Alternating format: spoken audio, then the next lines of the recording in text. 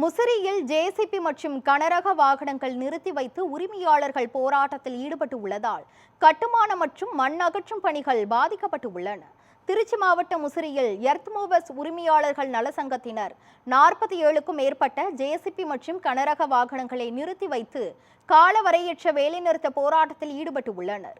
Diesel, oil, உதிரி பாகங்கள், insurance மற்றும் சாலை வரி உள்ளிட்ட செலவுகள் அதிகரித்து உள்ளதால் வாடகை கட்டணத்தை உயர்த்த அரசு நடவடிக்கை எடுக்க வேண்டும் என்று அவர்கள் வலியுறுத்தியுள்ளனர்.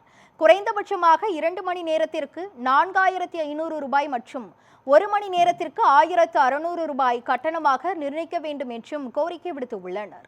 போராட்டம் 3வது நாளாக நீடித்து வருவதால் முசிறி பகுதியில் கட்டுமான மற்றும் மண் அகற்றும் பணிகள் பாதிக்கப்பட்டு உள்ளன.